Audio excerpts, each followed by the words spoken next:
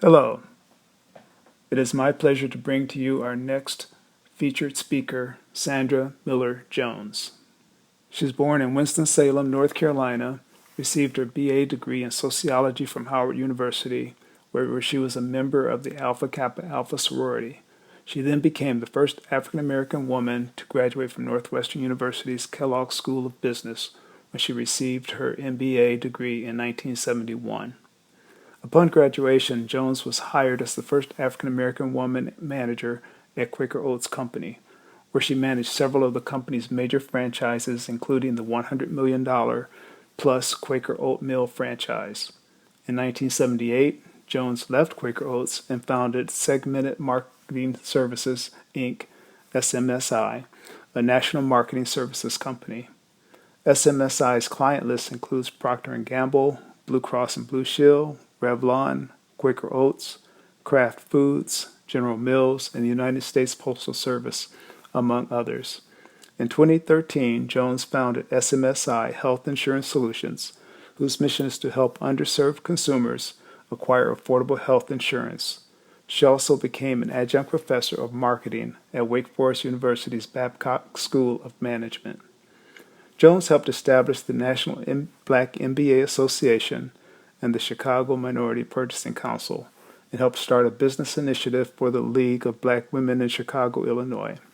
She has served as board chair of the Jack and Jill American Foundation's WIN, We Invest Now for Tomorrow, a program that teaches financial and investment skills to African American teenagers. She has also served on the boards of Family Services Inc. and Summit School in Winston-Salem, as well as board chair of the Winston-Salem YWCA. In addition, she was active in women's and youth activities at Goler Memorial AME Zion Church in Winston-Salem. Jones is married to her business partner, Lafayette Jones, and they have one daughter, Bridget. At this time, I'd like to present to you our featured speaker for the afternoon, Sandra Miller Jones. Good afternoon. I am extremely pleased to be able to speak with you today, and I thank Mr. Jimmy Davies and his team at Every Dot Black for allowing me this opportunity. I'm especially excited because it makes me so happy to be among people who are interested in learning and in growing. Our SMSI companies have been in business now for over 40 years, and we now have marketing teams in the top 35 markets based on African American and Hispanic population. We have served a wide variety of clients over the years, ranging from consumer packaged goods firms such as Procter & Gamble and Quaker Oats Company, General Mills Corporation, to insurance companies, Aetna, Humana, Blue Cross and Blue Shield, to retailers like CVS and Walgreens. Although the focus of this session is on understanding new marketing techniques, those of us who have been around a while know how important it is to understand and know how to utilize those older fundamental marketing approaches as well. With the tremendous explosion of new and extension products that are coming on the market every day, it's important for marketers, especially us entrepreneurs, to know how to use all forms of promotion motivation. This is especially true if you're trying to reach multicultural consumers.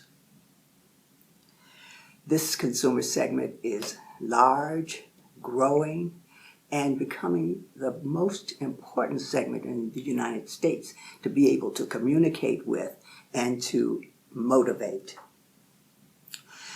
So let me share just a few things that our company has worked with clients to execute that have made a difference in their sales and in their brand images.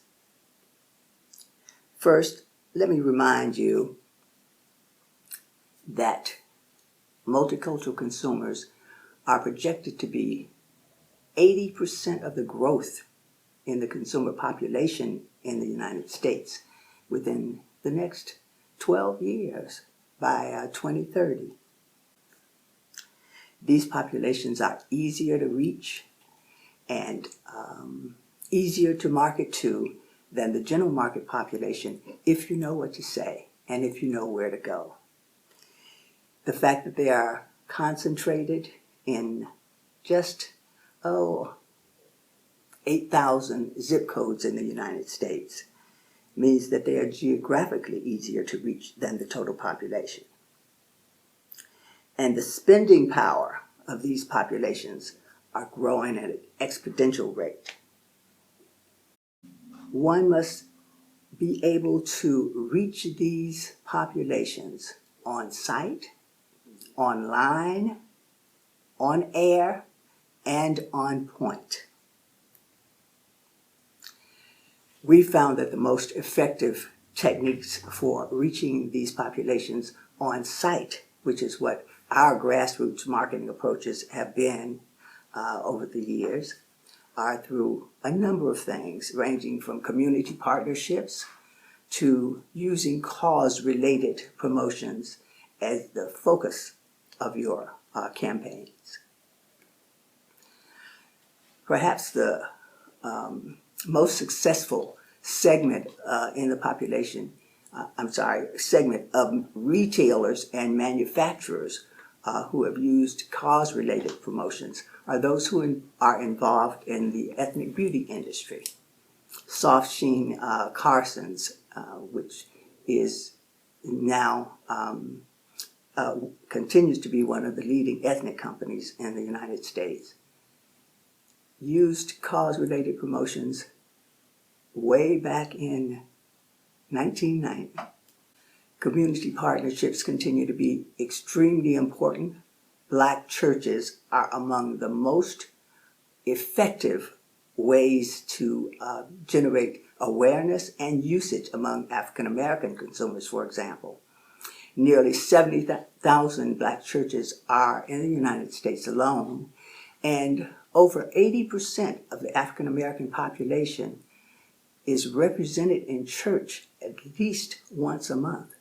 And this is extremely important and larger than the general market population, which only has about half of their households represented in church. Although African Americans are are involved in all of the denominations in the United States. By far, Baptists are the largest and representing about almost half, 45% of the African American families in the U.S. Another important industry to partner with is the beauty industry. Black salons, for example, have over 160,000 owners nationally. And half of the shops have one owner-operator, and there are 80% of the black salons are booth rentals. On the average, an African-American woman will stay in the salon well over 2 hours. During those times, the clientele as well as the operators exchange information on a wide variety of things, including products that they use. Another important partnership is the partnership that one makes with retailers. It is extremely important that you develop relationships with retailers in the communities where your consumers live. These, for African American women especially, include beauty supply stores. In Hispanic communities, bodegas are so important. Mom and pop stores should not be ignored, in addition to the chain stores that are located in the communities. Many chain store operators are anxious to raise their profiles and their trust levels, especially drugstores, among their consumers based in their markets. Some unusual partnerships that we found to be extremely beneficial and to be effective in terms of generating awareness and generating trial of brands is off off the beaten path of partnerships like partnerships with Goodwill stores. Another partnership opportunity exists with schools, organizations, community organizations, and with national organizations, especially if you can partner with the local chapters of those national organizations. Organizations such as the American Diabetes Association. Any health-related organization is generally well received among African American consumers as well as Hispanic consumers because of the tremendous health disparities that are in our communities. One of the ways that these organizations help to get the word out is through the leaders of those organizations who are opinion leaders in their communities well beyond those members of the organizations to which they belong. In order to be most effective with community-based organizations, churches, salons, or other influence points in any community, it is important and very effective if you use people who are a member of those communities, people who understand and have developed relationships with the opinion leaders and the leaders in their communities. SMSI, for example, has community ambassadors that we pick with the thought in mind that these people are strong communicators. They know how to recruit other people within their community that have some of the same characteristics of themselves. They understand day-to-day management, know how to train the people that they work with, and are people that are just in general as concerned about the health and the welfare of those individuals in their community as you and your clients are. In addition, your local community representatives should have excellent organizational skills and be well connected and well respected among the people that they encounter. One of the most effective ways to generate both awareness and trial is by product sampling. Sample your product or your service. We know this because that's the most useful service that we have offered over the years. Through our networks, SMSI has built networks of churches and community organizations and beauty salons. And we've got now over 10,000 churches and 40,000 beauty salon operators who work with us to help us reach their clientele, to give them the opportunity to sample and try products and services from our clients before they have to make that purchase decision. Product sampling, about 81% of all consumers who try a product after they receive a sample will go ahead and buy it at least once. And about half of those will then convert to that product. Word of mouth promotion is generated again by product sampling. And that personal recommendation, the word of mouth recommendation, continues to be the #1 purchase influencer for consumers. Also, the product sampling helps to create awareness among your consumer groups, and 60% of consumers are not aware of the brands that they receive product samples for, even if those brands have been around for many years. Samples should be considered for both your new brands and services as well as your established brands and services. Sampling helps to replenish your user base and reinforce your messages and your product benefits among your new users and old users. Keep in mind that it is 5 times more expensive to get a new user than it is to keep an old one. So helping your consumer base to stay alert and stay with you is not only good for the consumer, but it's excellent for you as well. One of the promotions that SMSI executed most effectively was done in conjunction with AARP and Aetna Insurance Company, with Magic Johnson being the primary star of that promotion. You may recall that Magic Johnson is both an NBA basketball all-star for many years, as well as an extremely successful entrepreneur. Grassroots techniques that were used in that promotion were multiple, and all of them were proven techniques. Going to small affairs and major events, small affairs such as a Bible study or a family reunion, and major events such as art fairs or major health fairs in the community. Use traditional media as well as non-traditional media. Traditional media, for example, radio advertising and radio promotion.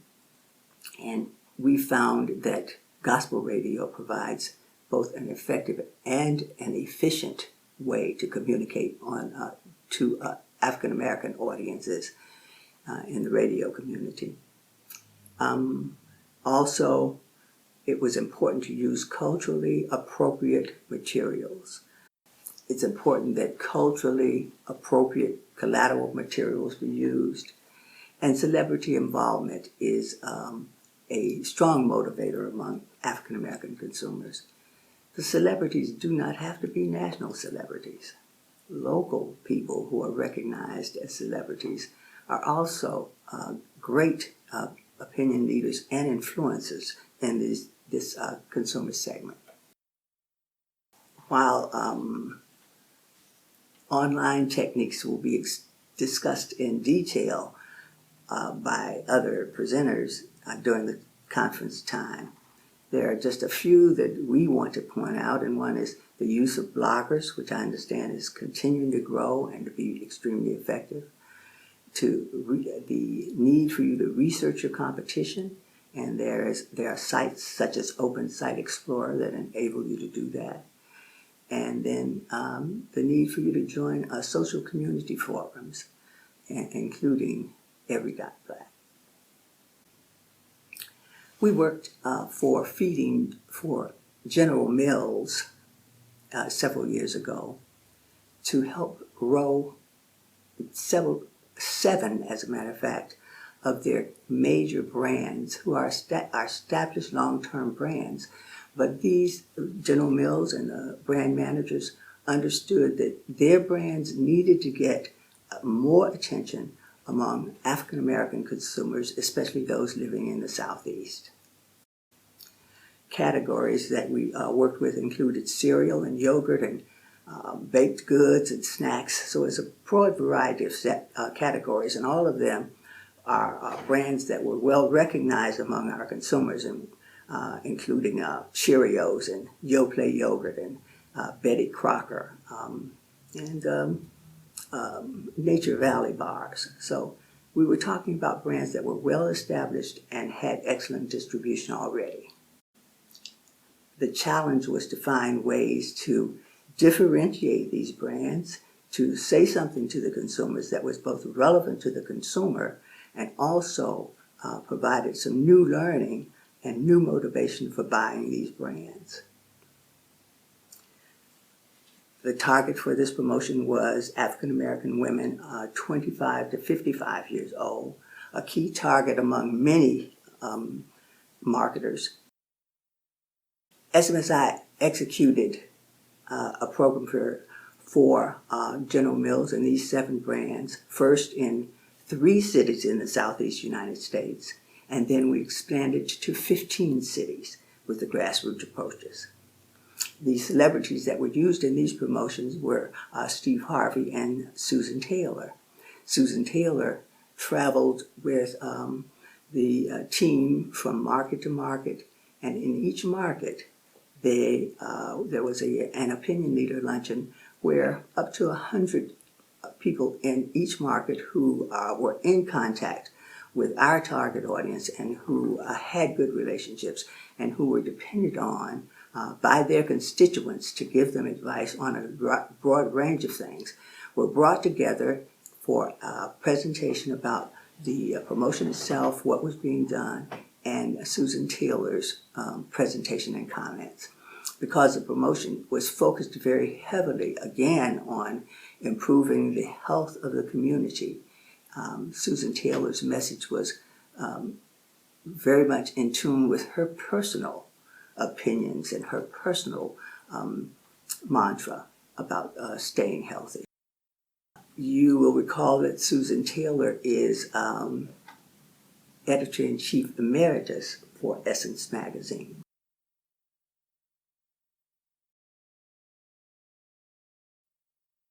In developing the Feeding Dreams promotion, we looked at the business challenge that General Mills had, and then developed a key strategy to address the challenge. Then we did research within the community to find out what was most important to this target audience. Talked about the growth idea. What is the idea that would address the things that are important to the audience? And therefore, what would the name be and what would the emphasis be? So the name became Feeding Dreams because the research showed that the audience was inclined toward being dreamers. The promotion, while all of the elements of the promotion were concentrated in a few of the 15 markets, the promotion was expanded so that in some less important markets, there would still be some activity, especially the sampling activity, which was most important. Over 1 million samples were provided to the consumers in the 15 markets. So sampling was everywhere, but not all components were everywhere.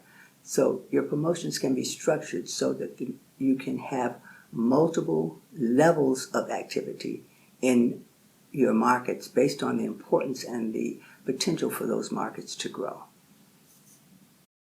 The results of the Feeding Dreams promotion were undeniably excellent.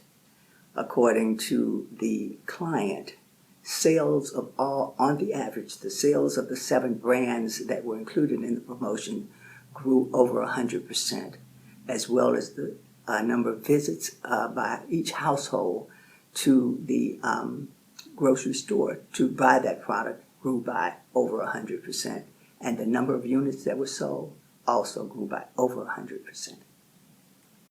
As a part of the Feeding Dreams promotion, a number of proven techniques were utilized, and they provided a comprehensive surround sound effect for the consumer, including radio advertising, displays at retail, digital interface, which was extremely important, and then the many grassroots outreach components that were included, things that we've previously discussed, sampling, of course, being one of the biggest ones, and then community events and gatherings with celebrities, and many other surround sound activities. We trust that something that we shared with you today will be useful to you, both now and in the future. Much love to you.